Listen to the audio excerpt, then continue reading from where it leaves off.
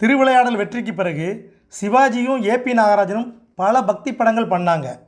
சரஸ்வதி சபதம், கந்தன் கருணை, திருவருட்செல்வர், திருமால் பெருமைன்னு புராண கதைகளாக வந்துச்சு.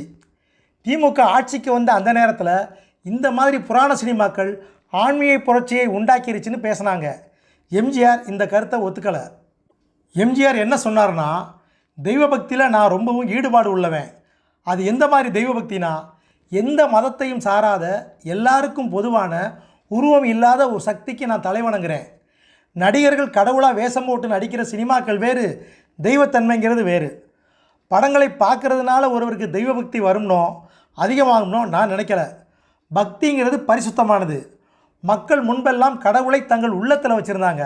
இப்போ கடவுள் கோயிலில் இருக்கிறதா நினைக்கிறாங்க.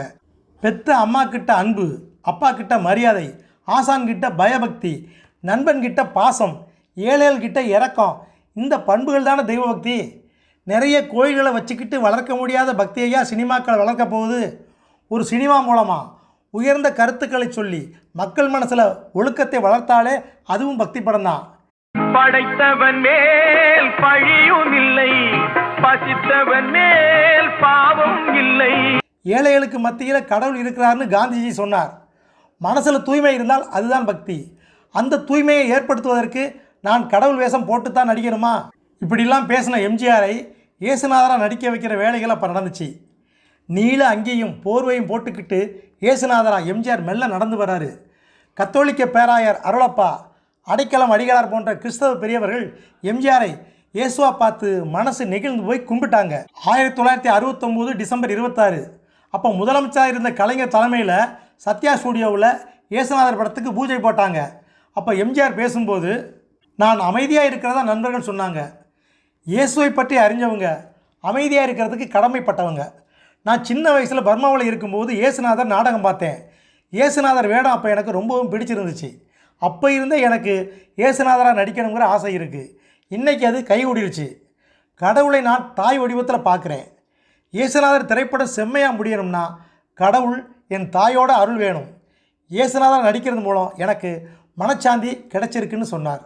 ஆனால் பாருங்கள், இயேசுநாதர் படம் அப்படியே நின்று போச்சு. கலைஞரே தொடங்கி வச்ச சினிமானாலும் திமுகவில் சில தலைவர்கள் எம்ஜிஆர் இயேசுநாதராக நடிக்கிறதை எதிர்த்தாங்க. சில கிறிஸ்தவ அமைப்புகளும் சினிமாவில் எம்ஜிஆர் இயேசுவா நடித்தா நல்லா இருக்காதுன்னு அதிருப்தியை வெளிப்படுத்தினாங்க.